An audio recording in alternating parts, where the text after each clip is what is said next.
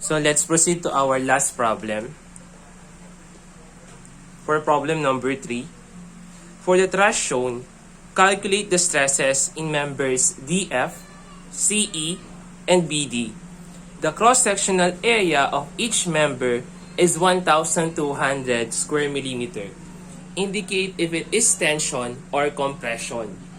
So, pinapahanap sa atin are the stresses acting at member DF.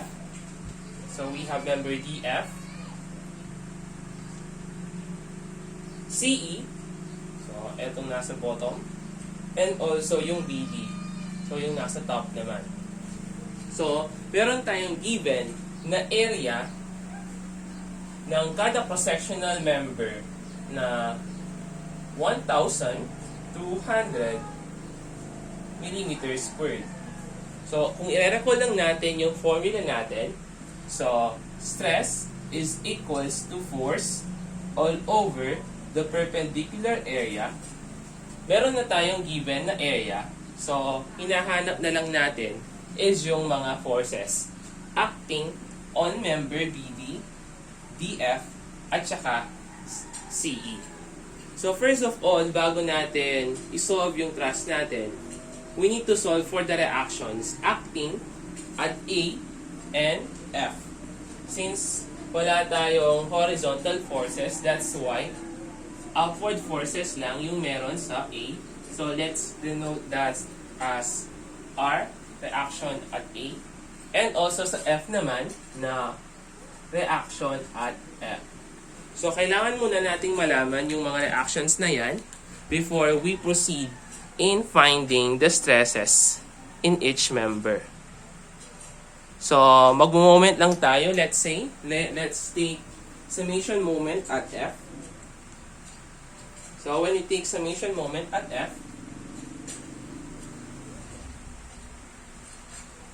so let's say that clockwise is positive. So, RA multiplied by yung distance niya. So, we have 10 minus yung 100 multiplied by the distance, which is equal to 6, minus 200, since yung rotation niya is counterclockwise, multiplied by the distance of 3, equals 0. So, we have the reaction at A equals to 120 kilonewton. Then, let's solve for the value of R sub F. So, para makuha natin yan, we can take summation forces horizontal or pwede tayong mag-moment. So, in this example, siguro mag-summation forces vertical na lang tayo. Equals 0. So, upward positive. So, yung upward force natin is R sub F minus plus yung R sub A natin, which is equal to 120 kilonewton minus yung mga downward forces natin equals 0. So, R sub F is equals to 180 kilonewton.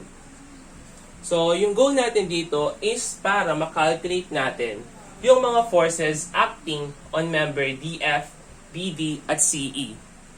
So, siyempre, we will apply yung sa statics, yung application of methods by joints at saka methods by section. So, in this example, para mahanap natin yung value ng force acting on member DF, we will going to apply the method of joint. So, method of joint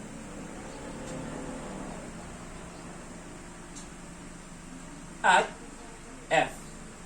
So, at F, kung mapapansin niyo, there are 3 forces acting on F.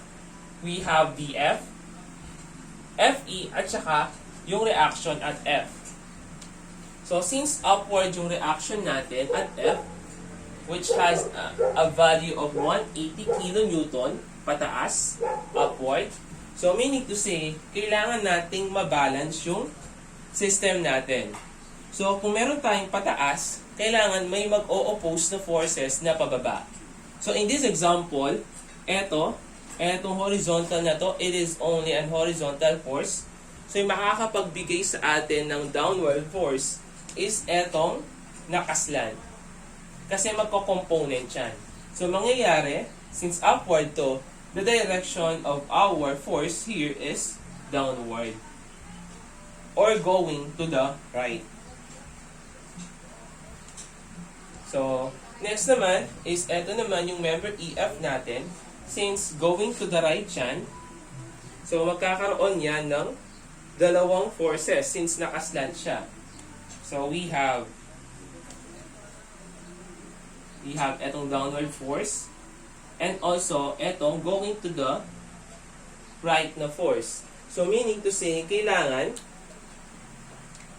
papunta sa left etong force ng FE para mabalance yung FBD natin.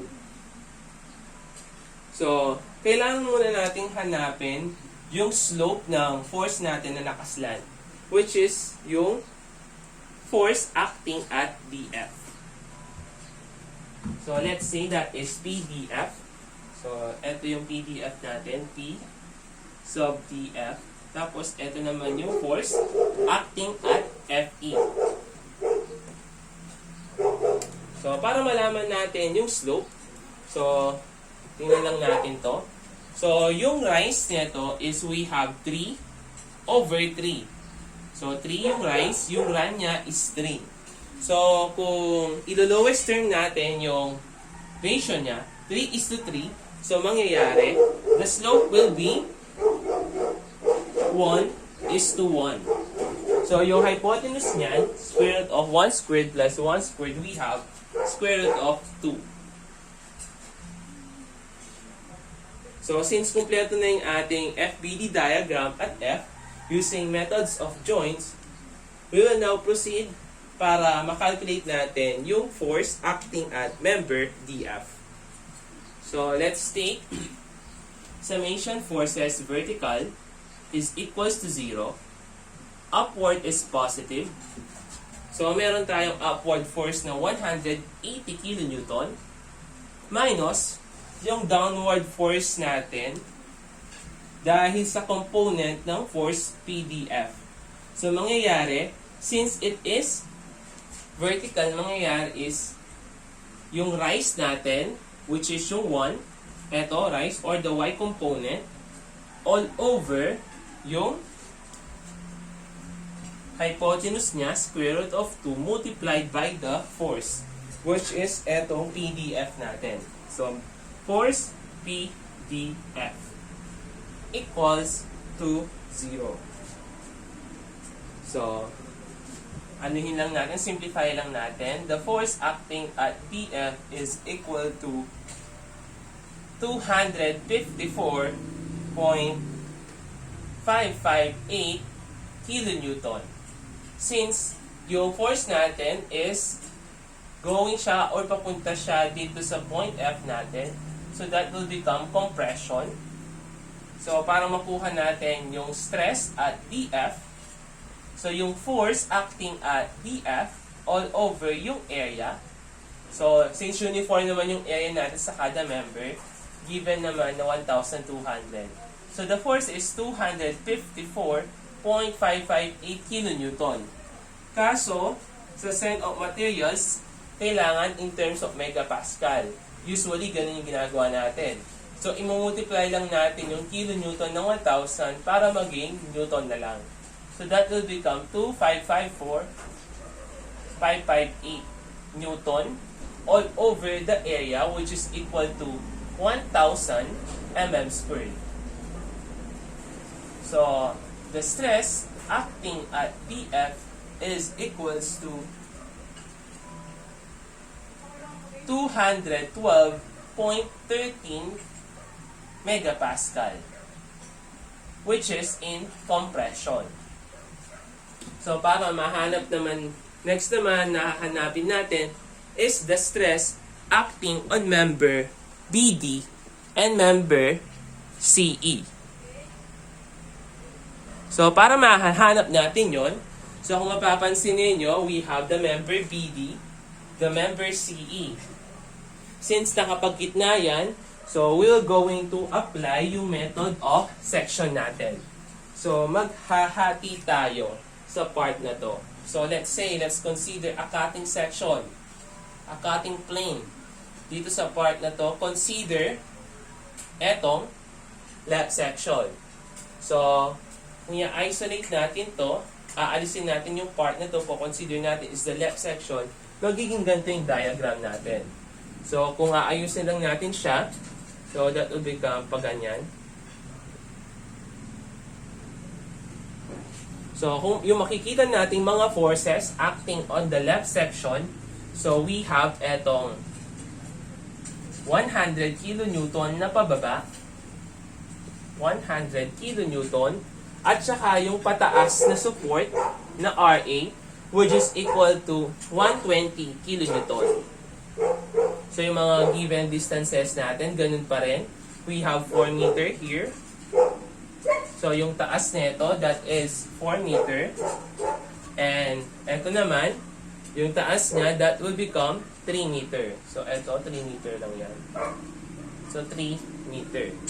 So, yung taas niya. 3 meter yan. So, mag-a-apply lang tayo dito ng summation moment para mahanap natin yung value ng forces acting on BD. So, let's say that is our force. So, ito yung force natin. Force PBD. And also, ito naman, downward naman yung isa. Ibig sabihin natin that is force PCD. And also, etong nasa ilalim natin, which is the bottom chord, na force CE. So, yung kailangan nating mahanap dyan is the force acting on member BD at saka CE. So, next naman na kukunin natin is yung slope ng ating mga forces. So, kung mapapansin ninyo, yung slope ng BD natin, so we have 4 minus 3. So, that will become 1. So, yung difference nitong mga elevation, that will become 1. Yung nakapagitna dito, 1 yan. 1 meter. So, ang mangyayari nun, etong rise niya is 1. And also, yung run naman niya is 3 meter. So, that will become, yung rise is equal to 1. Tapos, yung run naman is 3.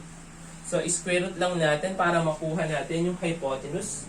So, we will have square root of 10. Kasi, square root of 1 squared plus 3 squared, we have square root of 10.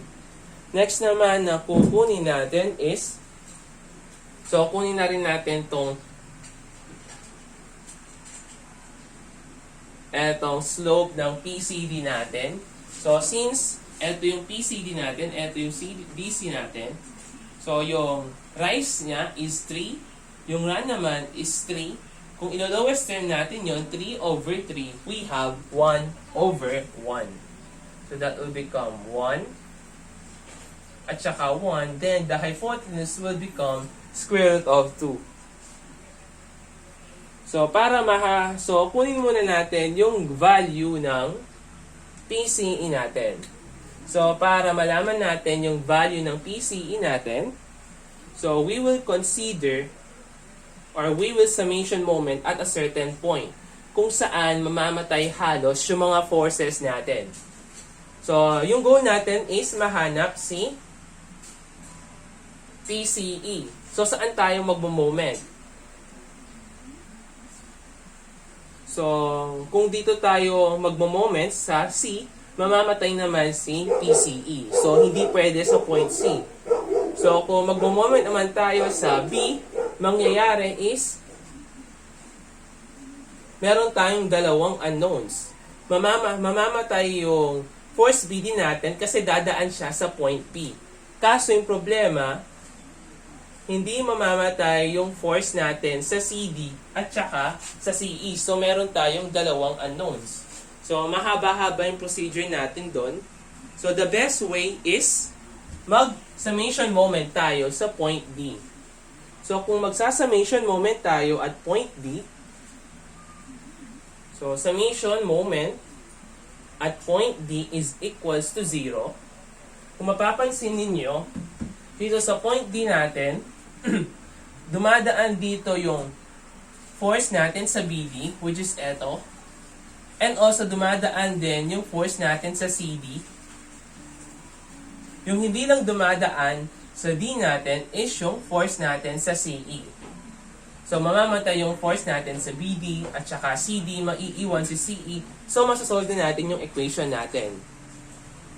So, kapag gumagamit tayo ng method of section at saka method of joint, nagka-cut tayo ng mga sections para lumitaw yung mga forces natin. So, in this example, mag-moment tayo sa D para mamatay yung force natin sa BD at saka yung force natin sa CD since dumaan sila sa point D. So, summation moment at D. So, let's take na clockwise is positive. So, we have etong 120 natin. 120. And yung distance niya, that will become 4 plus 3, that is 7. Minus yung 100 multiplied by the distance, which is 3. Tapos, yung CE naman natin na counterclockwise din. So, we have PCE multiplied by 3 is equals to 0. So, the force acting on member CE is equals to 180 kilonewton since it is away or away siya sa point C natin. So, that will become tension.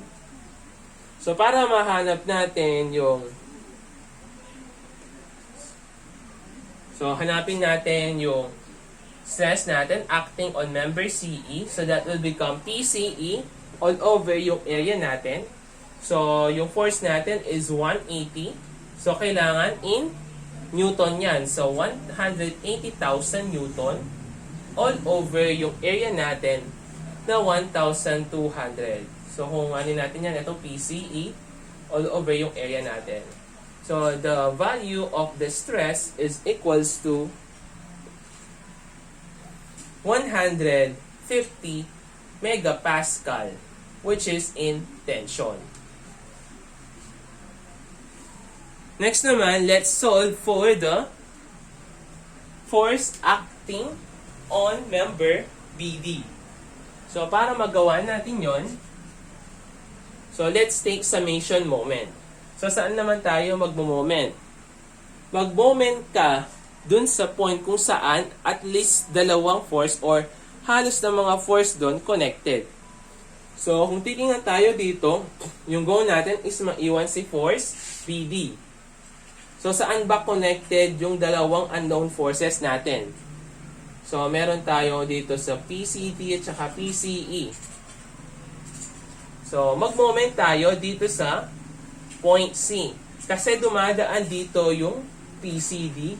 So, mamamatay yung force natin. Ganon din yung PCE natin. So, yung dalawang force na ito mamamatay, yung maiiwan na lang is yung PBD natin. Which is dito sa PBD, yung maiiwan na part lang dito is yung horizontal component ng PBD. Kasi nga, kung yung PBD natin, kung gagawin natin siyang dalawa, kasi nga nakaslant siya, so we have etong horizontal component and we have the vertical component. So, mangyayari yung vertical component natin, dadaan siya sa point C. So, mamamatay yung vertical component na PBD. Pero, yung horizontal component niya is nandun pa rin. So, nag-e-exist pa rin siya dun sa summation moment natin. So, mag-summation moment na tayo sa point C.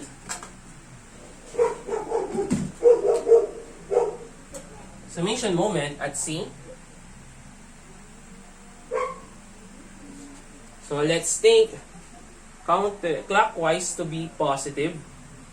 So, meron tayo 120 multiply natin yan by the distance na 4.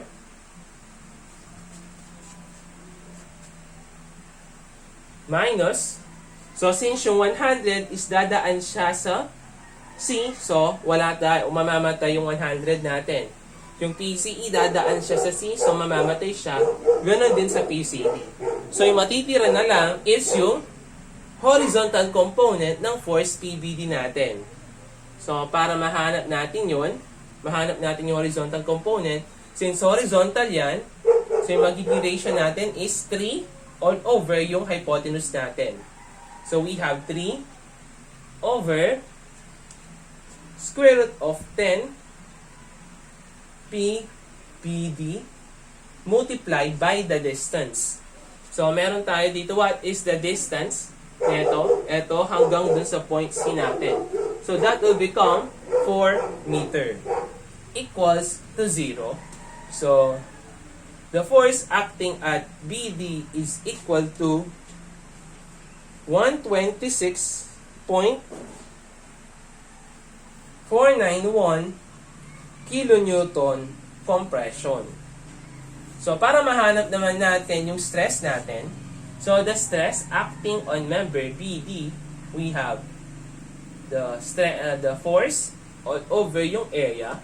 So yung force natin is 126.491. So in Newton, magiging 126.491 Newton all over yung area natin na 1,200 mm squared. So the value of our stress is equal to 105.41 megapascal. Since, kung mapapansin ninyo, going siya o papunta siya dun sa point, so mangyayari, that is in compression. So, meron na tayong solution for eto na yung mga answer natin. Nakuha na natin yung mga stresses in each member na nire-require sa problem natin.